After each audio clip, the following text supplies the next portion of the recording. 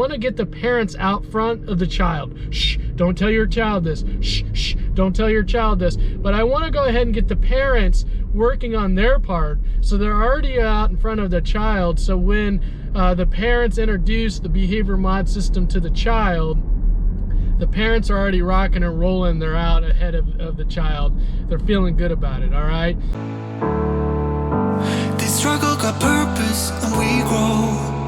So whatever role we have to take next, all I need to know is that we'll roll with the punches.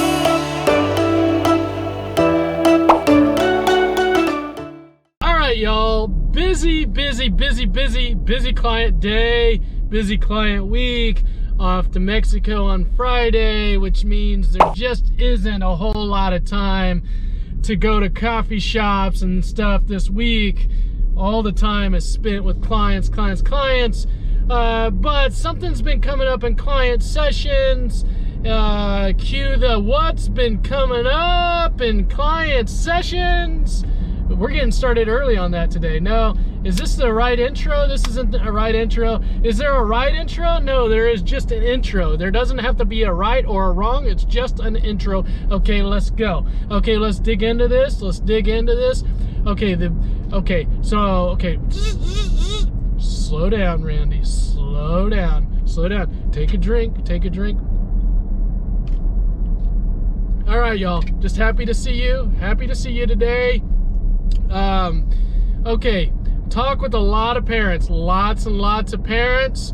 I talk with about their children that have, that they struggle behaviorally. And here's what I do. I, as a therapist, have learned over time, okay, when I'm installing a behavioral modification plan into a family system, that what I've decided to do is when I get a new client and I know that their child struggles behaviorally, what I'll do is I'll meet with the parents first without the child, and I'll get to know the parents, I'll get to know the child, the family history, we'll do all that kind of stuff initially. And then what we're going to do is we're going to develop a treatment plan, so specific goals we're going to work on. And then before I ever meet the child, I start talking to the parents about the behavioral modification plan that I want to install into their family system. And I want to get the parents out front of the child. Shh, don't tell your child this. Shh, shh, don't tell your child this. But I want to go ahead and get the parents working on their part, so they're already out in front of the child. So when the parents introduce the behavior mod system to the child, the parents are already rocking and rolling. They're out ahead of the child. They're feeling good about it, all right? So the behavioral modification system, I'm not going to talk specifically the big details I'll talk about right now, but the details, not going to talk about. We got a class on it called the MWA Behavioral Modification Plan. I'm not really sure what date that is.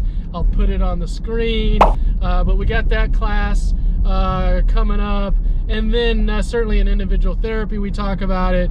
But here's the thing, guys. I'll give you the 30,000-foot overview of the behavioral modification plan. So when we go into any situation, when a child goes into a situation, when we go into a situation, there are basically two turns that we make. It's kind of like a fork in the road.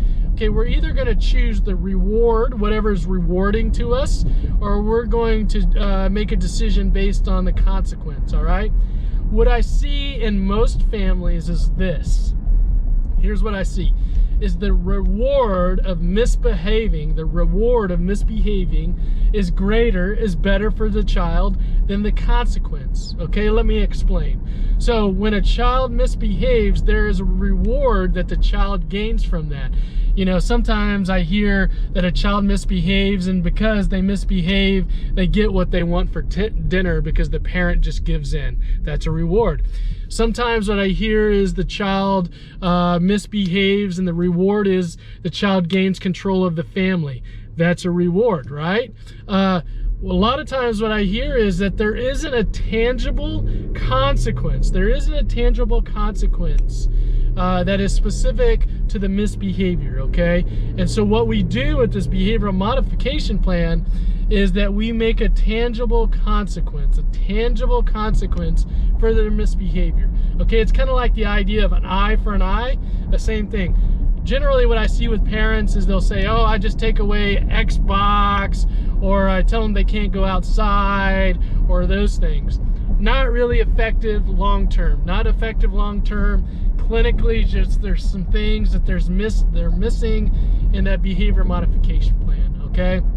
So what I want to see is I want to see that the child, when the child enters the situation, the child has a decision to make.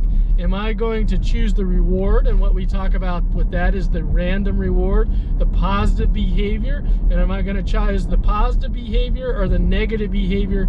Am I going to choose the consequence? I want the child to decide that as they're doing the misbehavior, okay? I want the child to decide that. So what we have to do is we have to set up a behavioral modification plan to help that child decide that, okay? Now here's the thing. What I ask from the parents when they're doing this behavioral modification plan is the parents have to remain calm and consistent. Okay, calm and consistent. Very important that the parents remain calm and consistent, okay? Because what we're really looking for is the parents just to hold the child accountable. The parents are going to hold the child accountable for both the positive choices and the negative choices, all right? The positive behavior and the negative behavior. The parents are there just to hold the child accountable. That's all that the parents are there for. This behavioral modification plan I'm talking about, parents approved. It's parents approved. Children generally don't like it, and that's okay. When the kids don't like it, that just means it's working. We're finding the holes in the cheese is what they're talking about. The holes in the cheese. The kids have found the holes in the system, right? In the system that the parents have. And what we're doing is we're closing those holes up, all right? We're closing them up. Behavioral modification system, parent approved. Remember, it's parent approved, not child approved. The children aren't going to like it. My main point in telling you this is that we got to, as parents, we got to understand that we need to have a system in our families in place. I believe we all need to have a system in place with our families, okay? We got systems at work, we got systems in our community, right? We got systems at school. We need a system in our house, in our homes, operating in the background. We all know what's going on, okay? When we do certain positive things, great. When we don't do certain things, okay, what's the consequence for that? All right, parents? All right? I will never smile for you, smile for you, smile for you, smile for you. I will never cry for you, cry for you, cry for you, cry for you. All right, y'all, what's been coming up in client sessions? Okay, it's time for what's been coming up in client sessions. Okay, I'm gonna give you guys a little trick of the trade here. Something that I give clients a lot. It's an old Mel Robbins trick, the anchor thought. You guys heard of the anchor thought? So here's the idea. When we get anxious, okay, our thoughts start going negative, right? Start going negative, start catastrophizing, they start just all this stuff, right? All this negative stuff happens, okay? And so an anchor thought is a thought that you replace when you start thinking negatively and you start catastrophizing what might happen. You replace it with an anchor thought. So it's a positive thought that anchors. So every time you have that negative thought, you're gonna think this thought after it, okay? So here's an example. You're afraid of flying. And you start thinking about, once you get on the plane, you start thinking about the plane is gonna crash, okay? The plane is gonna crash. And so when you have that thought, you're gonna go to your anchor thought, okay?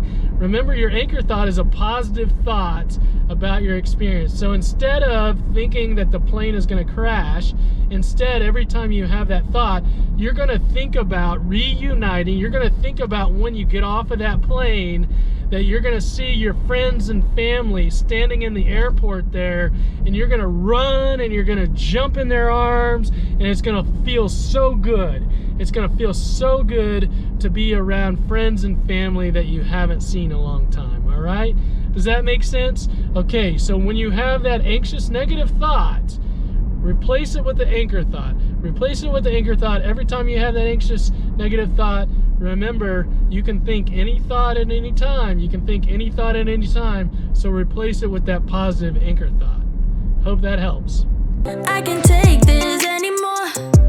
You say we're done, but you still want more. Baby, what I need is you out the door. This time I'm sure, yeah, that you're a bad boy up to no good. Trying to be a man, but you're stuck in boyhood. Baby, you won't ever treat me the way you should. So it's over for good.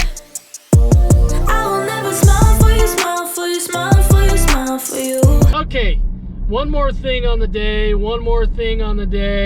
I kind of wanted to explain myself. There's this idea. So I'm going to Mexico on Friday. I'm gonna spend a week there, and I'm going by myself. And the reason why I'm going by myself is I want to connect with myself. That's the whole goal, is I want to be able to connect with myself.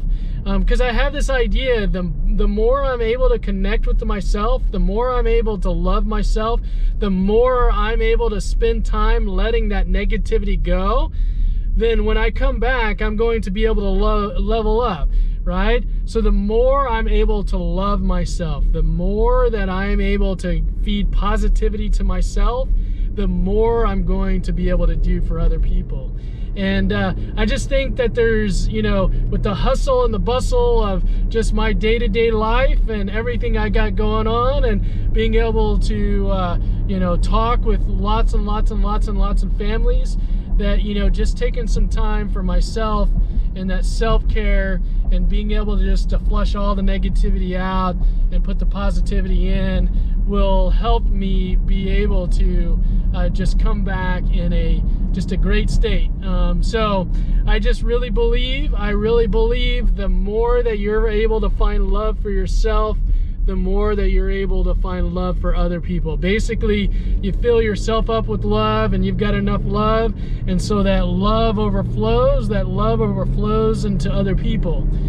For some people, they don't have love. They don't have love for themselves, and they have to take love from other people. They have to find love in other ways, and that becomes exhausting. Because they will never have enough love. They will never have enough love because that love just isn't sustainable. Those people, those places, those things in their life just are not always there 100% present for them. The only person that's 100% present all the time is yourself, all right? So that's why I really believe loving yourself is important. And why do I believe loving yourself is important? Because I believe in your everyday, day-to-day life, as you're experiencing struggles, you're experiencing stress, as you're experiencing sadness, various emotions, negative thoughts, whatever it would be.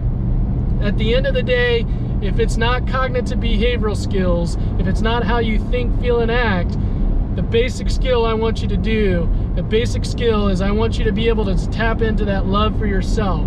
I want you to be able to tap into that love for yourself and say, hey, I got all this stuff going on in my life that I'm really struggling with, but I'm going to love myself. I'm going to love myself through that experience. I'm going to find a way to put positive energy in myself. And if I can do that, then I think you're definitely going to beat those struggles. But you got to find that love. You got to find that energy for yourself.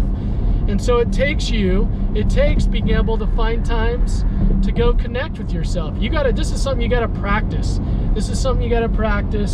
And for me, I found just getting away, going to Mexico is my time just to connect with myself, spend some time just sitting there in the sun and just soaking it all in, y'all. Soaking it all in. So love yourself. You can only love yourself as much as you love others. Let me say that one more time for the kids in the back.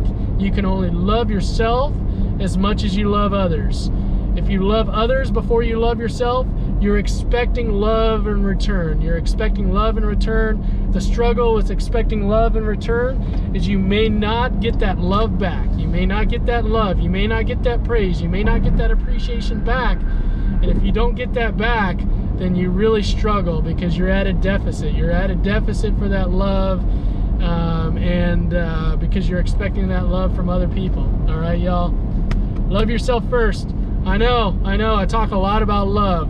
But I think when we're talking about the core elements, we gotta love ourselves. Y'all. We gotta love ourselves. All right. It's been a good day, y'all. It's been a good day. Thanks for watching. On track, now we gon' way up. W's as easy as a layup.